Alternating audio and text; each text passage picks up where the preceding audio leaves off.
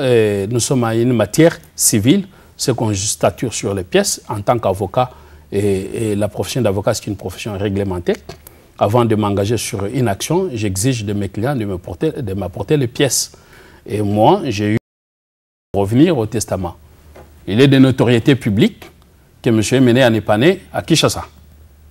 Sur ce fameux testament, il est dit M. Emenea Moubiala Jean-Baptiste, né à Kinshasa. De l'artiste chanteur Emenea Kwamambo, nous voulons vraiment qu'on parle, qu'on sache exactement qu'est-ce qui se passe. C'est ainsi que votre télévision a fait appel à un des avocats. Celui-ci, il est bien placé pour nous dire exactement ce qui s'est fait et ce qui se passe pour ce qu'on appelle le testament et les cas des héritiers de Emenea. Avec moi, je suis avec Maître Oscar Moubiayi. Maître Oscar, vous êtes venu à notre appel de la France pour qu'on parle de ces sujets. Alors, est-ce que vous pouvez dire brièvement à nos téléspectateurs qui vous êtes? Merci beaucoup, monsieur le journaliste, et merci de votre invitation. Bon, voilà, mon nom c'est Oscar Moubiayi Nkachama. Je vis en France où je suis avocat, précisément au barreau de Lille. Voilà, je suis l'avocat précisément de certains enfants de M. Emenea. Donc les enfants issus de son union avec Madame Liliane. Et voilà, je vous remercie de votre invitation. Vous avez tenu à m'inviter. J'ai jugé bon de répondre à votre invitation. Évidemment, c'est aussi une manière de rendre pour moi l'hommage à cet artiste musicien qui a tant aimé l'Amérique. C'est pour ça que j'ai trouvé que je devrais accorder cette exclusivité à votre chaîne de télévision en Amérique. Ok, Atra, merci beaucoup, parce que nous savons que vous avez été très sollicité par nombreux des chaînes et vous vous êtes beaucoup réservé, puisque vous ne voulez pas mettre tout sur la table, mais merci d'avoir traversé l'Atlantique pour nous rejoindre. Alors, d'entre-temps, parlons vraiment d'un problème très, très sensible, le testament de Emenea. Ici, nous voyons au moins 3 avocats qui s'acharnent. Ici, nous voyons Francis Kalombo, qui a un groupe, il représente les enfants de Emenea et la famille de Emenea contre Lolo et Guy.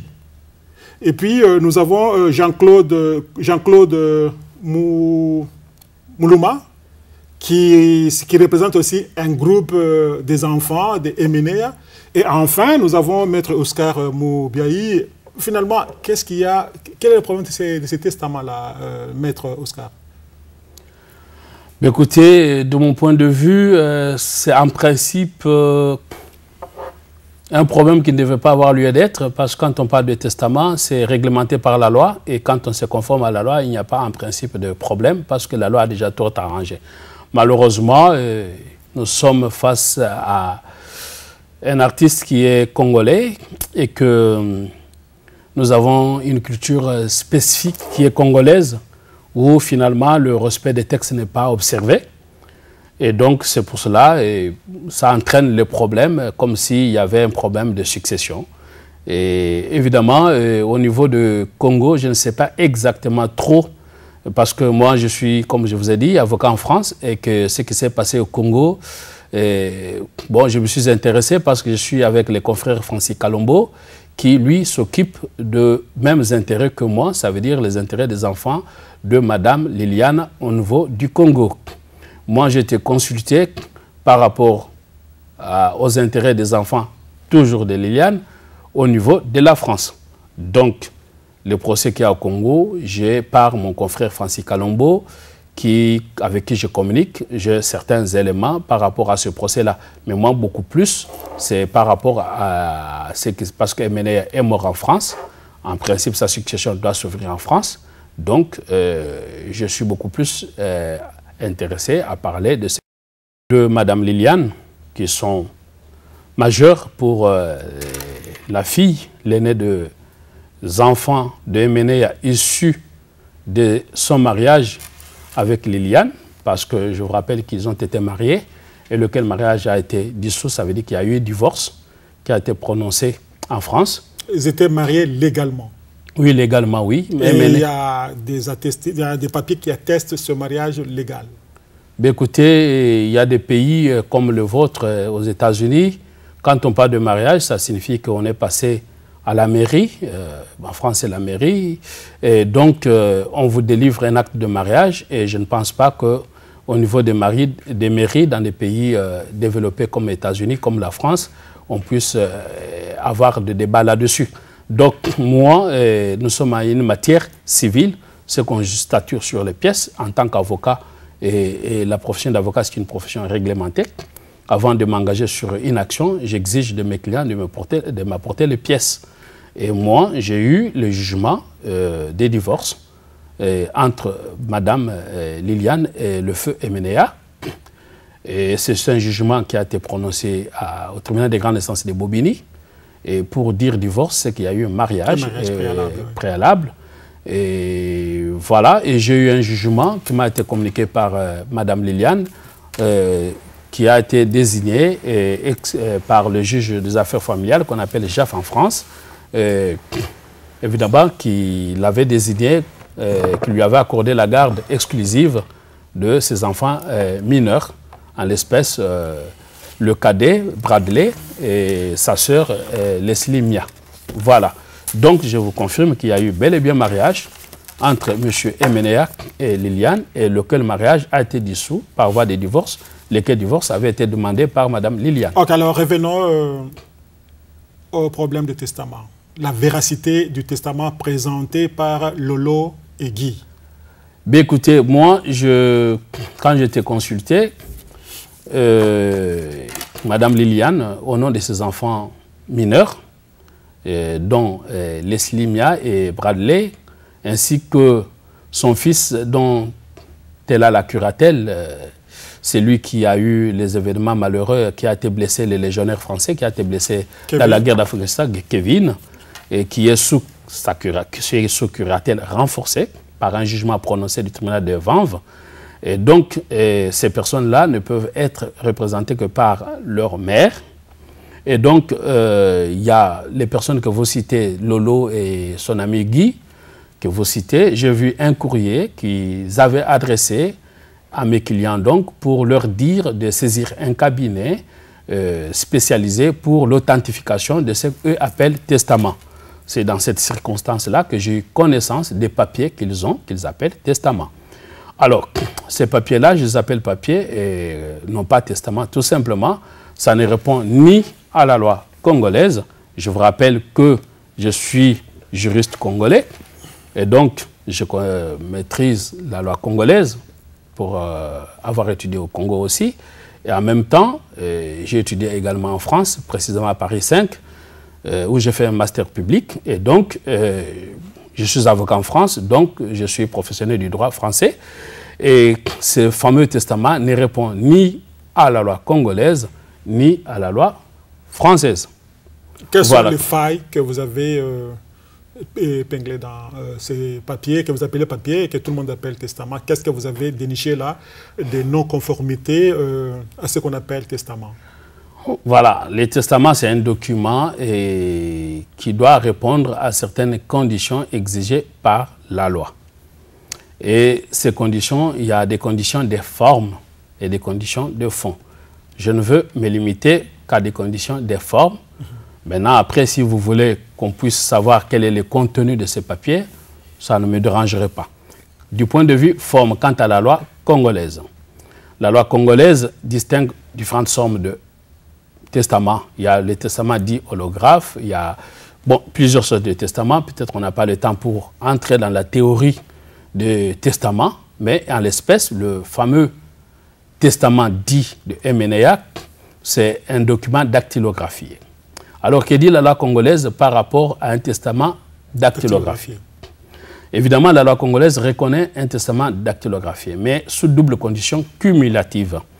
La première, elle est que sur chaque page, le testateur, en l'espèce M. Emenea, parce que le testament s'est disposé de ce bien avant, donc après sa mort, donc donner sa volonté de ce que deviendra ce bien quand on ne sera plus en vie, donc quand on sera mort.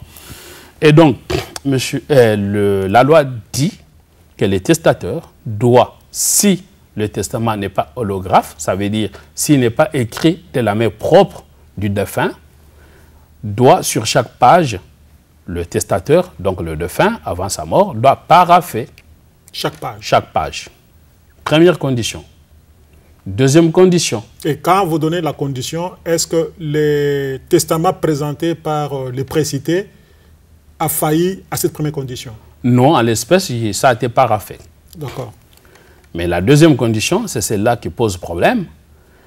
La loi dit, c'est le code de famille congolais qui précise, exige que sur chaque page, les testateurs doivent indiquer, à défaut qu'ils écrivent les testaments de sa propre main, le tout c'est question de preuve, de contestation. On ne voudra pas qu'après la mort, qu'il y ait des contestations ou des héritiers qui se déchirent. Pour éviter cela, l'État a réglementé tout ça à travers la loi. Et c'est cette loi-là qui précise des conditions pour qu'on puisse appeler un document testament. Et la deuxième condition fait défaut, tout simplement parce que dit la loi? La loi dit que sur chaque page, les testataires doivent indiquer les circonstances qui l'obligent à ce qu'on dactylographie au lieu qu'il écrive de sa propre main. Donc, ça suppose que quelqu'un qui entend sa mort venir ou qui veut gérer ses biens après sa mort, en indiquant sa volonté, se met à écrire ce qui pourra devenir ce bien, son patrimoine. Supposons, comme c'est le cas sous examen, parce que M. Méné quand même est mort, il était malade, à supposer qu'il ait entrepris d'écrire sa volonté à la main, pendant qu'il sentait qu'il va mourir. Et à un moment donné, il se sent fatigué. Il va dire maintenant, je vais qu'on dactylographie parce que je n'en peux plus.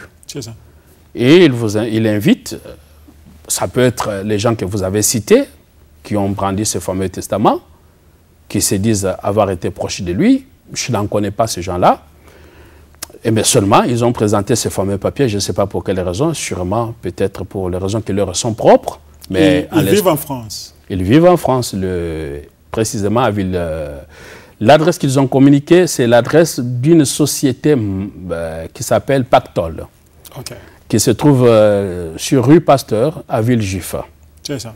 Et donc, cette adresse-là, ils ont écrit en indiquant cette adresse, comme je vous le disais, aux enfants de MNA qui contestent le testament en leur indiquant de saisir un cabinet spécialisé pour l'authentification. Et ils ont envoyé ça par poste. Ils ont indiqué leurs coordonnées. C'est les coordonnées que moi, je tiens pour vrai, parce venant d'eux. Et donc, à supposer que ces gens-là qui ont été proches de MNA, là n'est pas la question. Et qu'ils étaient présents quand MNA était en train d'écrire les testaments, là n'est pas la question. Alors, à un moment donné, on s'imagine que MNA puisse dire, bon écoutez, je me sens maintenant fatigué. Et pour cela, il faut dactylographier. Il doit indiquer de sa propre main, c'est ce qu'exige la loi. Maintenant, je me sens fatigué, je ne suis plus en mesure de continuer à écrire. Maintenant, pour X, Y raison, je souhaite qu'on dactylographie. Ça, il doit l'écrire à chaque fois qu'on doit dactylographier. Donc, le principe est que le testament doit être écrit de la propre main du testateur, donc du défunt, et si par circonstance exceptionnelle, on ne peut plus écrire de sa propre main, on doit indiquer cette circonstance-là sur chaque page de sa propre main. C'est cette condition-là qui fait défaut. Et donc, du moins, dans les papiers qui m'ont été présentés, que je ne qualifie pas de testament. Tout simplement, si un document ne répond pas aux conditions de la loi, je ne vois pas pourquoi on doit les qualifier de testament. C'est la loi qui dit, ou qui, ce qu'on peut appeler testament. Pour que ce soit appelé testament, voilà les critères. Si un document ne répond pas aux critères, on ne peut pas l'appeler testament. Donc, du point de vue de la loi congolaise, je crois que cette condition-là fait défaut. Et en conséquence, je ne peux pas qualifier ça en tant qu'avocat, je ne peux pas dire que c'est un testament. En revanche, du point de vue française, de la loi française, là encore, la loi est plus que claire. Tout testament dactylographié, le testament dactylographié est nul. Vous comprenez? Et surtout, en France, il y a des conditions strictes. Et ça n'entraîne pas discussion. Donc le testament doit être devant les notaires. Si ce qui a été le cas, puisque c'était paraphé par les notaires à Kinshasa. Bon, écoutez, les notaires en France, c'est comme un avocat, il est privé. Donc, il n'est pas... Attendez, maître. Donc, vous voulez dire que vous ne reconnaissez pas les notaires du Congo? Non, ce n'est pas ça la question. La question est que les notaires, c'est quoi les notaires? C'est qui les notaires, en fait? C'est celui qui authentifie l'acte. C'est ça. Ça signifie qu'il se pose, en termes de preuves, il y a deux valeurs d'acte. Un acte qu'on appelle authentique, c'est un acte qui est authentifié par les notaires. C'est ça. En France, c'est une personne privée. Au Congo, c'est un fonctionnaire de l'État. C'est ça. Mais ces notaires, avant qu'ils ne disent que ces documents, je peux l'authentifier, il doit examiner si ces documents répondent aux conditions de la loi. Okay. Donc un notaire congolais, avant de légaliser les documents pour qu'il lui donne valeur probante, devrait examiner si ces documents-là répondent aux conditions de la loi, en l'espèce, si, comme il est dactylographié, M.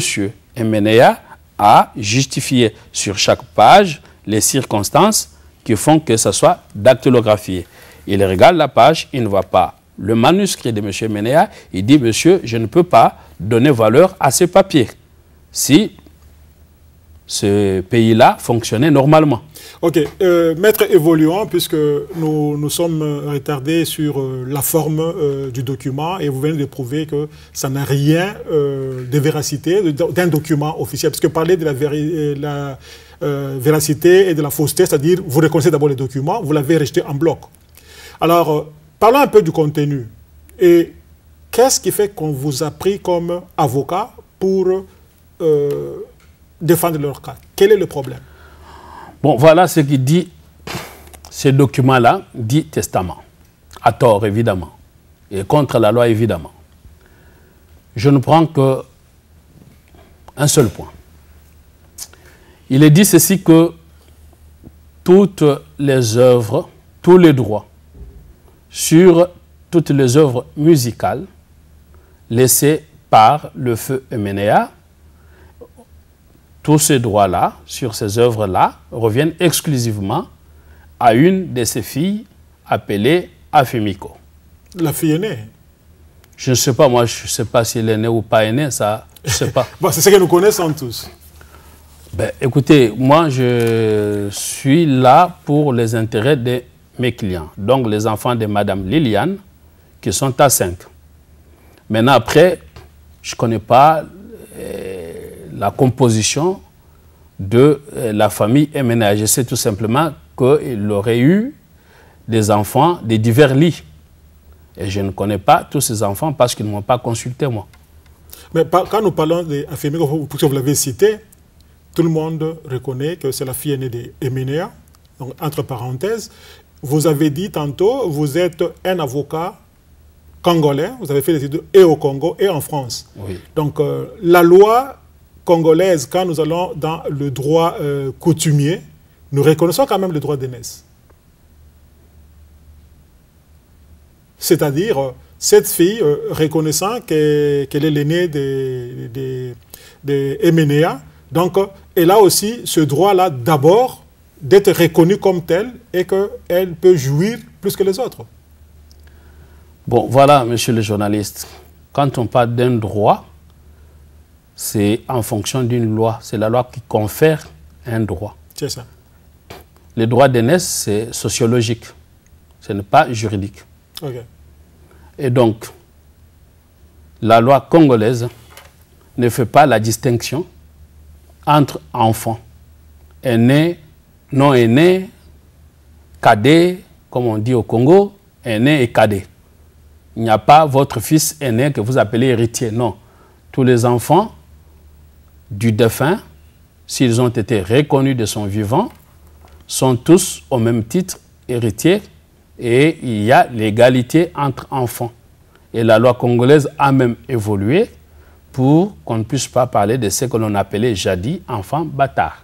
Donc, enfants nés dans les mariages comme hors mariage, du moment qu'ils ont été reconnus du vent du dauphin, des Koyus, ces enfants-là ont le même droit d'héritage. Donc, la question d'aîné ou pas ne se pose pas. Et à ma connaissance, parce que la succession MNEA, je vous informe qu'elle n'est pas encore ouverte. À Kinshasa, c'est ouvert. La loi congolaise, comme la loi française, dit que la succession s'ouvre au lieu où le défunt avait sa dernière résidence ou domicile. C'est-à-dire? En l'espèce, M. Emenea était résident en France, il est mort en France et il avait sa dernière résidence en France. Donc, pour dire que ce qui s'est fait à Kinshasa, c'est du folklore. Mais écoutez, au Congo, on est habitué à beaucoup de choses trop folkloriques. Non, nous parlons des cas d'espèce, puisqu'ils ont ouvert le cas qui est déjà au niveau du parquet, où quand vous parlez de Francis Kalombo, le maître Francis Kalombo, il a été représenté, lui il dit qu'il représente la famille de Emenea et les enfants de Emenea. Mais vous dites, vous représentez les enfants de Emenea. Donc c'est-à-dire à un niveau là, donc vous chevauchez, mais de toute façon, il a été au parquet à Kinshasa défendre ces cas que vous ne pensez pas que ça devrait se faire à Kinshasa. Mais écoutez, à Kinshasa, il s'est agi de quoi? Selon ce que le confrère Francis Kalombo, que j'ai eu au téléphone, encore quand j'étais ici, je l'ai eu pas plus tard, qu'il y a 2 jours au téléphone. C'est lui qui me communique ce qui se passe autour du procès au niveau du Congo. C'est ça. De ce que je sais par rapport à ce qu'il m'a dit, il a attaqué le fameux testament en faux devant le tribunal de paix de Kinshasa-Ngaliema. Là, nous sommes face à une action pénale. Et donc, ils ont contesté, ils ont considéré que le testament était un faux. Et voilà ce qui s'est passé au niveau du Congo. Maintenant, l'ouverture de la succession est une autre chose que la contestation du testament. C'est ça. Donc, maintenant, je n'ai pas connaissance si au Congo, il y aurait eu ouverture de la succession. Et dans tous les cas, s'il y aurait eu ouverture de la succession au niveau de l'hôtel de ville, parce qu'au Congo, pour toute la ville de Kinshasa, on a un notaire qui se trouve à l'hôtel de ville. Voilà, l'unique notaire. Hein. Bon, après, je ne sais pas s'il y a une évolution en cette matière-là, ce qui est quand même paradoxal, pour une grande ville comme ça, qu'on ait un seul notaire. Oui. Ça, c'est un autre débat. Alors, tout simplement, si c'est notaire qui est un fonctionnaire de l'État qui doit respecter la loi, cet aventurier, comme quand même nous sommes dans un pays où certaines aventures arrivent, ça, nous devons nous le dire. Tout à fait. S'il a, par mésaventures, pris ce risque, je crois qu'il a violé la loi.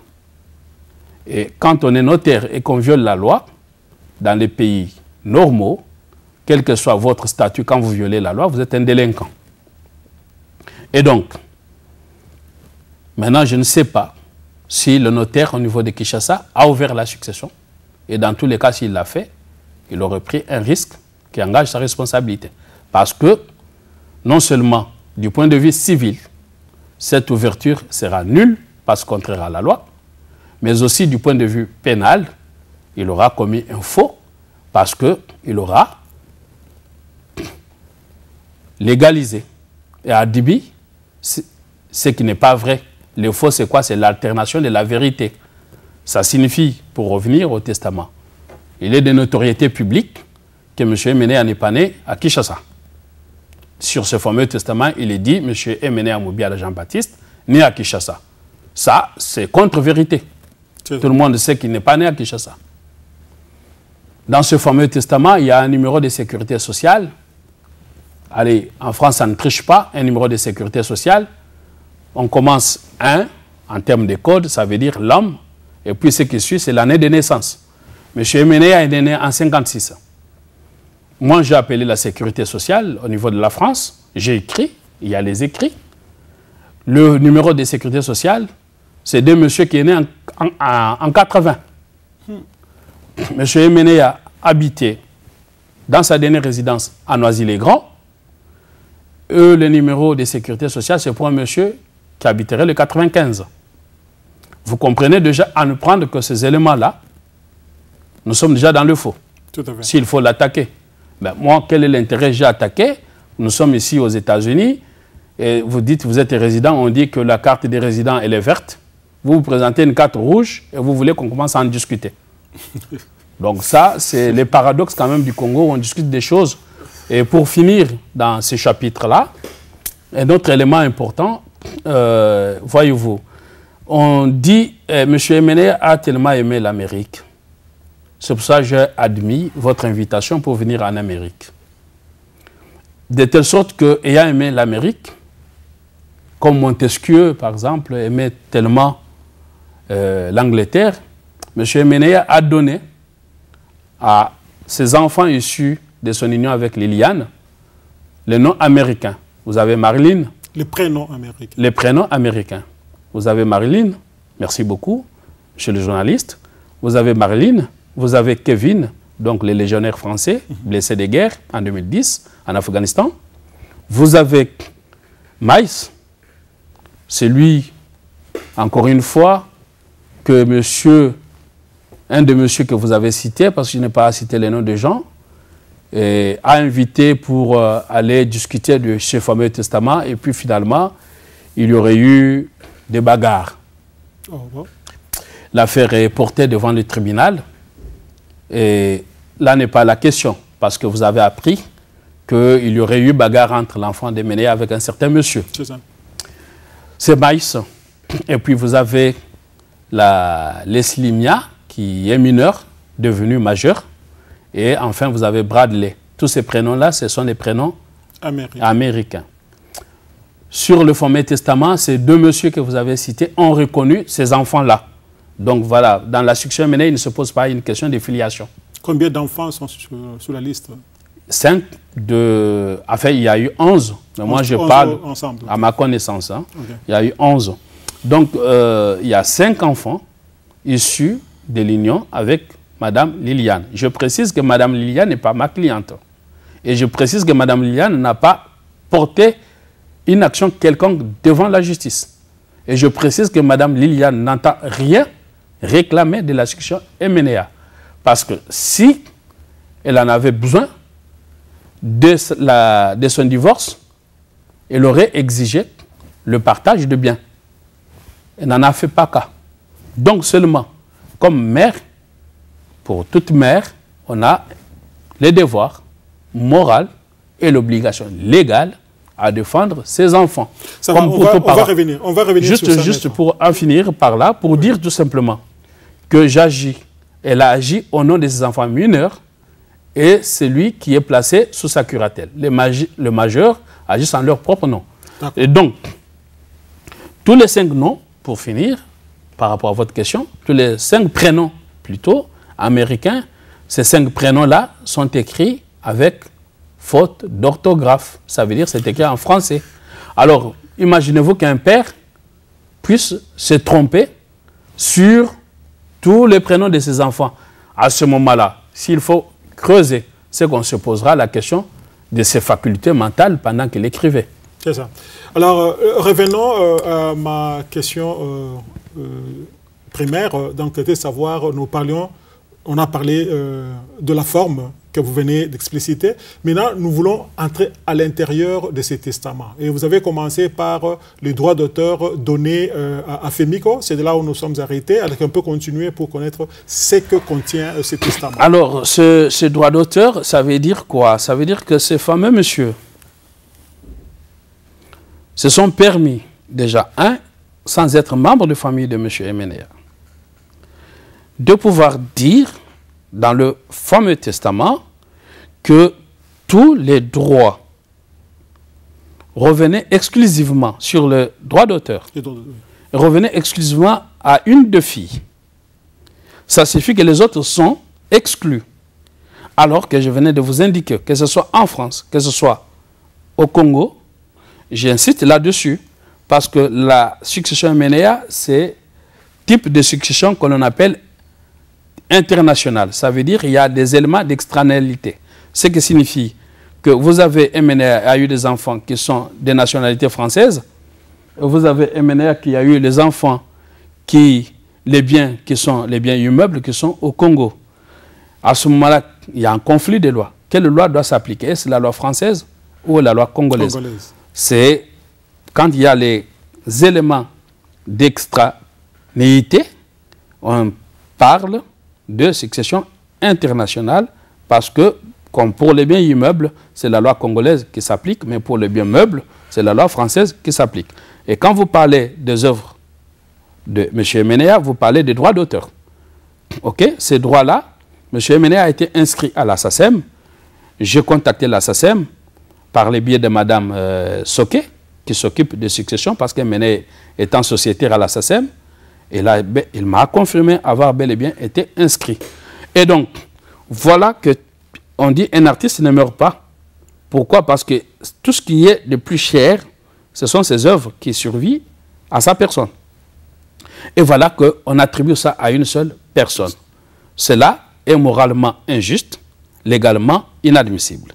Et donc, face à cette injustice, Mme Liliane a agi pour l'intérêt de ses enfants qui se voient exclus par ce testament. Quand bien même cela aurait été la volonté de M. Emenéa lui-même, cette volonté-là est contraire à la loi.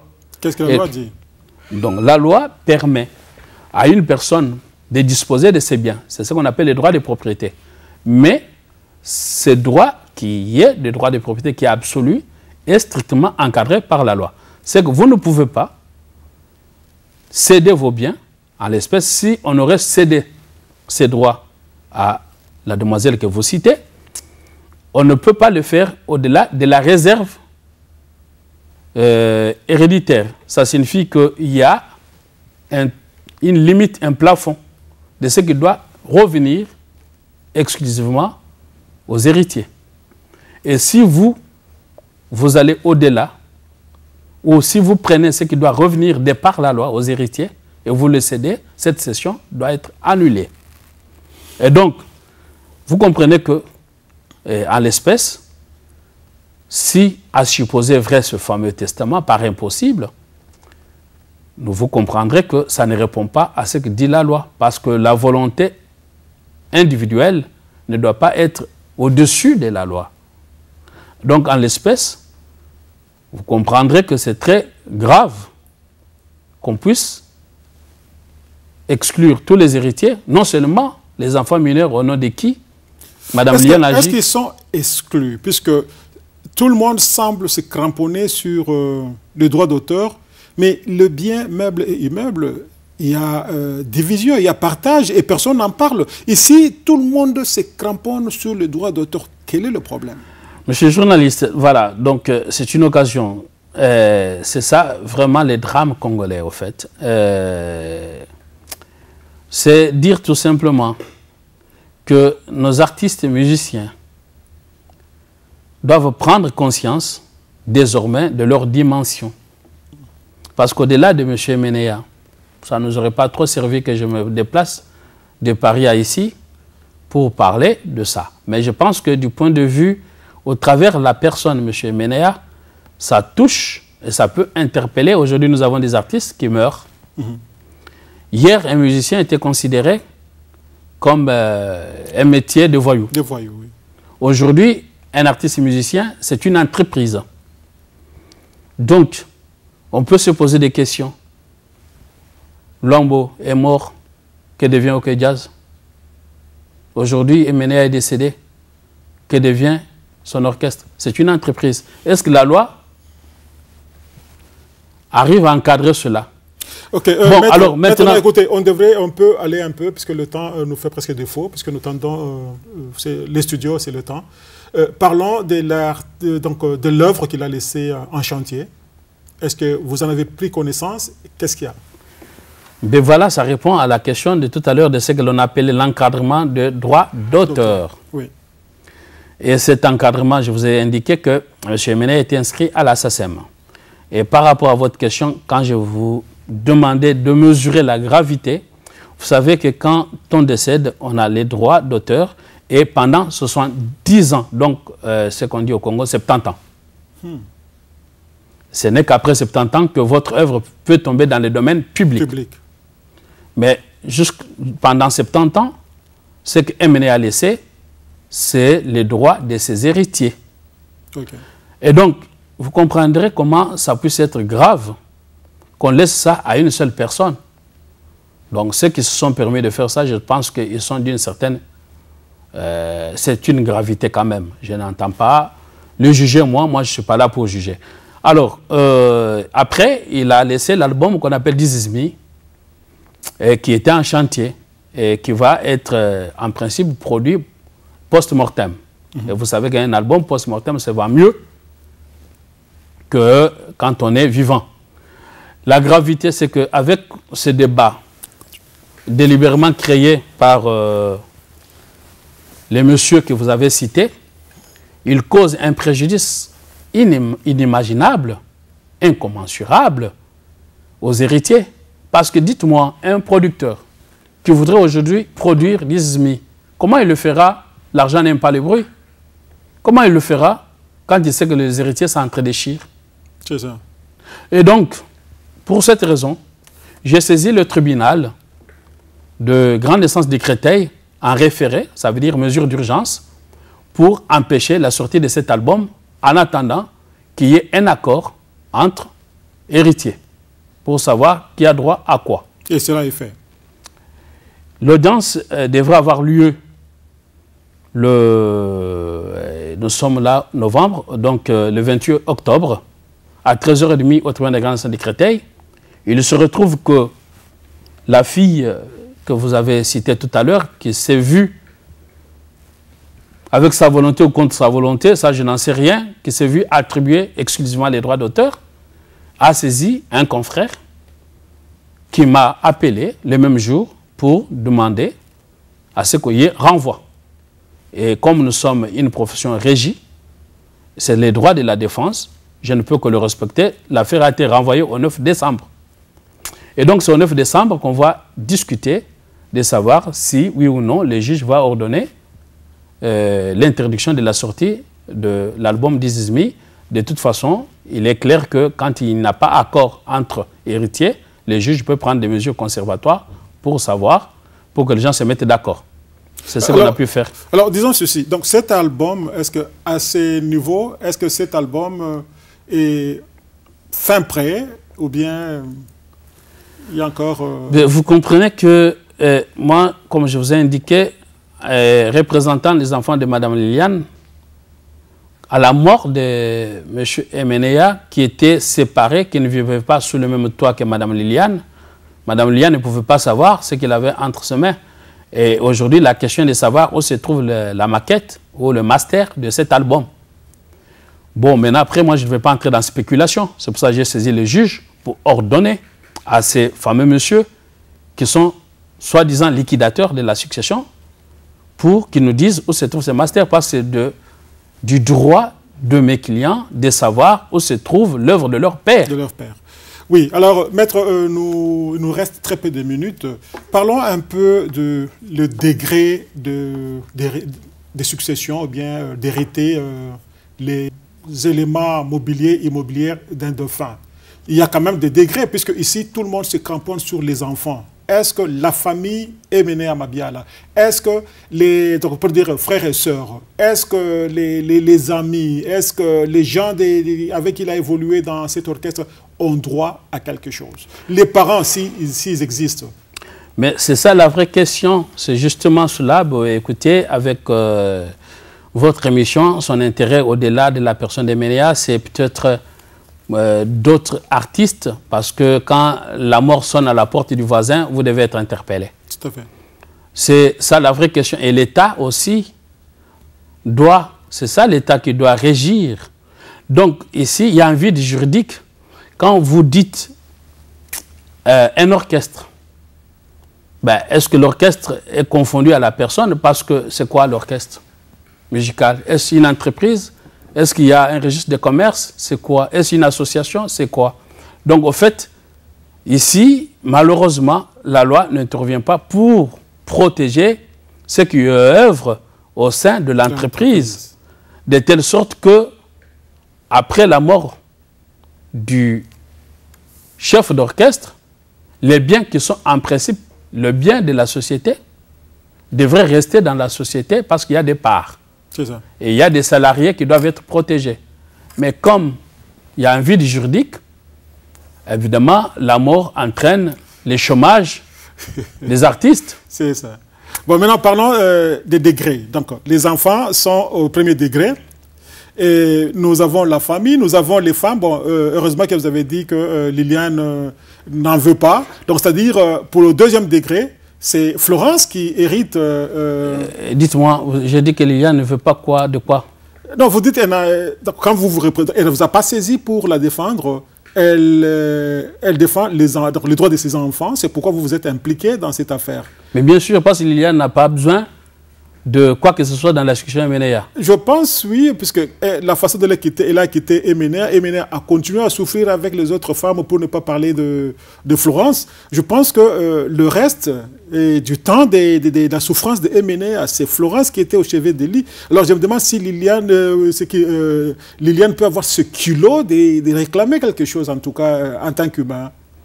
Je ne sais pas combien de temps il nous reste, mais vous dites quelque chose de très grave, vous me permettrez juste une minute. D'accord. Écoutez, bon, peut-être parce que là, vous ressortez ce qui vous est cher, la culture africaine.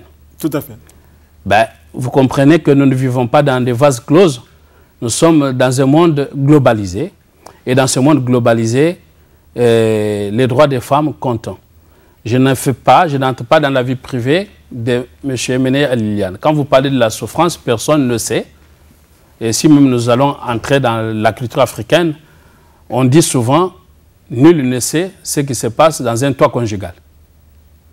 Donc les Congolais doivent apprendre à respecter la sphère privée. Emenea n'est pas privé, il est... C'est une personne publique, mais qu'on ne doit pas suivre jusque dans son lit conjugal. De toute façon, ce qui s'est fait actuellement, c'est sur la place publique. Et même leur divorce était sur la place publique, parce que lui-même, avant sa mort, il en a parlé publiquement. Alors, il n'y a rien de secret. Vous savez, un couple qui se déchire, il y a trop de choses, on n'entre pas dedans. Bon, non, donc parlons maintenant, nous allons dire... parlant. Ben, écoutez, moi je suis avocat, je ne parle pas de la société, je ne suis pas sociologue. Donc, je suis avocat, je parle de ce que la loi dit. Et donc, je vous dis ceci, je vous indique, en vous disant ceci, que la dame que vous citez, ok, je n'ai pas, moi, les éléments à ce jour qui m'indiquent qu'elle était mariée à Emenea ou pas. Je n'ai aucune indication là-dessus. Ils ont vécu sous le même toit autant d'années. La loi reconnaît quand vous vivez après un certain temps. De quelle loi vous parlez? Je vous ai indiqué que la loi, la succession Emenea, c'est une succession internationale. Quand vous parlez de loi, vous parlez de quelle loi? Parce que la dame que vous indiquez... L'Amérique ne reconnaît, plutôt, la France ne reconnaît pas... la France ne connaît pas la bigamie. Et la France, quand vous êtes marié, ça signifie que vous êtes allé à la mairie et vous êtes légalement marié. Je n'ai pas connaissance que la dame que vous citez a été légalement mariée. Et donc, je n'ai pas cette indication. Et en même temps, je veux quand même revenir sur un élément important. Où vous indiquez que M. Emenea aurait souffert. Et donc, la dame Liliane serait présentée comme bourreau de M. Emenea. Je n'ai pas dit ça. Mais ce que nous disons, elle n'a pas été vraiment à côté de ces messieurs. C'est la jeune fille que nous connaissons tous qui était là. On a vu des images, on a vu... Mais écoutez... Alors, pour réclamer maintenant l'héritage, si elle se présente comme une des femmes d'Emenea, qu'elle doit avoir part à ça, c'est méchant. Nous parlons un peu de gens, nous devons avoir le respect pour ces gens-là. D'accord. Et donc, on ne doit pas faire du sentimentalisme. Et quand vous prenez les cursus d'Emenea, à ma connaissance, et quand moi j'ai eu un entretien avec mes clients, et quand on regarde, parce que vous dites que M. Emenea, c'est une personne publique, et c'était un artiste de renom, suivez son parcours, et vous allez vous interroger. Il a eu plusieurs femmes. Je vous indique que de toutes ces femmes, c'est avec seule Liliane, avec qui il a eu 5 enfants, donc Liliane est celle qui a eu plus beaucoup d'enfants. 5. Quand vous faites 5 enfants à une femme, ça veut dire que physiquement, vous l'avez quand même un peu démoli. Donc, ça, c'est déjà le premier élément. Non. Là, nous terminons, maître. Nous savons que le début a été alléchant, mais la fin a dit tellement que ce qu'elle a fait, c'est pas acceptable à tous les... Même dans la Bible, ce n'est pas acceptable. Alors, défendre une telle action, c'est donner encore une occasion à d'autres femmes de faire... Non, là, puisque nous sommes pratiquement à la fin de l'émission... Je vous interromps, vous parlez de quoi? Vous voulez parler d'adultère? L'adultère qui est interdit par la Bible. Mais ok, bon, vous parlez de Bible, alors moi je suis avocat, je vous apprends que l'adultère n'est pas pénalement punissable en France, où mais la quand dame vous prêtez serment, en même temps, quand vous parlez de la Bible, bon, non, c'est aux États-Unis qu'on prête serment sur la Bible. Bon, là n'est pas la question, moi je ne fais pas la religion. Mais en même temps, je vais vous dire que la même Bible que vous invoquez, cette Bible-là, la même, dit, c'est Jésus, parce que quand vous êtes chrétien, Jésus demande à la femme adultère, c'est lui qui ne l'a pas fait, jette la pierre. Donc c'est facile de jeter des pierres. Vous me permettrez de finir juste en seul mot. Cela veut dire que moi, je ne viens pas parler de vie privée ici, et rien n'indique, à ma connaissance, qu'il y aurait eu un problème d'adultère entre Liliane et Ménéa. Ils ont tous parlé de ça, maître. En même temps, je finis pour vous dire justement que M. Eménéa n'a jamais demandé les divorces pour adultère contre Liliane. C'est Liliane qui a demandé les divorces contre Eménéa. Pour avoir bon, maintenant, après... Bon, alors là, nous terminons, parce que cette femme, ce qu'elle a fait, elle reconnaît avoir fait du mal. Eménéa a beaucoup souffert, et reconnaissant ce que la femme a fait à lui. Une femme qui élève 5 enfants, vous pensez toute seule, vous pensez qu'elle n'a pas souffert? Non, enfin, ça, c'est un fait, puisque... Vous pouvez abandonner votre femme. Vous êtes en Amérique, vous pouvez partir et laisser votre femme dans le toit conjugal, avec 5 enfants. Elle est partie d'elle-même, maître, vous l'avez dit. Partie d'où? De toit conjugal. Mais le toit conjugal était où? Parce que c'est Liliane qui a gardé les 5 enfants. Mais c'est elle qui a quitté Ménéa. Avec les 5 enfants? Oui. Et Ménéa, donc... Vous l'avez dit, c'est elle qui a quitté Ménéa. Non, mais écoutez, on peut demander le divorce pour abandon conjugal quand on quitte le toit conjugal pendant longtemps. Ok, maître, là, nous savons que maintenant, on devient dans un peu privé. Alors là, je vous donne Merci beaucoup de l'avoir compris. Je vous donne 2 minutes, puisque cette histoire a défleuré la chronique, donc c'est toute la communauté congolaise qui était impliquée, et les gens continuent à attendre l'aboutissement de cette affaire d'héritier. Un mot que vous pouvez adresser à ces gens en attendant que l'affaire soit jugée. Mais écoutez, je trouve que l'affaire Eménéa, c'est de l'ordre médiatique, mais en réalité, il n'y a pas de problème dans la succession Eménéa, tout simplement. Et une succession est régie par la loi, comme je venais de vous le dire, et qu'à ce jour, on n'a qu'à respecter la loi. Et quand on respecte la loi, il n'y a pas de problème. Ce qui est plus important, j'ai admis votre émission parce qu'au-delà de la personne Eménéa, vous savez, M. Eménéa ne voulait pas un peu des choses des ghettos. Donc aujourd'hui, nos artistes et musiciens doivent comprendre, à tirer des leçons. Quand on est artiste et musicien, on est star, on crée l'emploi et on doit respecter des lois. Et ce sont des entreprises et notre État congolais doit pouvoir régir ces entreprises-là. Comme ça, il n'y a pas de problème du genre dont vous parlez. Et un artiste et musicien doit savoir, à l'époque, c'était plusieurs filles, plusieurs femmes, parce qu'on ne savait pas gérer son succès. Et aujourd'hui, le succès ne se résume pas à faire plusieurs enfants, parce que derrière, vous laissez un problème de votre patrimoine. Aujourd'hui, quand on est personne publique, on doit veiller, on doit avoir un comportement qui fait qu'on se pose des questions de quel sera mon patrimoine après ma mort. Voilà ce que je peux vous dire. Ok, grand merci, maître Oscar Moubiaï. Vous autres qui nous suivez, merci beaucoup. Nous avions voulu vraiment amener la personne qui a parole, c'est lui qui est au four et au moulin dans cette affaire des héritiers de Eménéa qui sont en France. Et il s'est beaucoup retenu pendant très longtemps. Alors nous avons tout fait pour l'amener de la France jusqu'ici à New York. Voilà qu'il a accepté et vous avez eu l'information de la première main.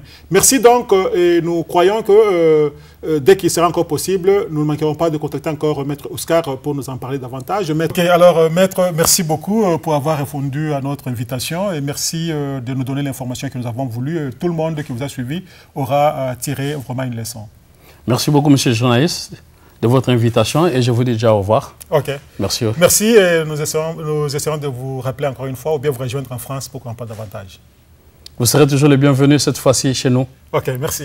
Au revoir.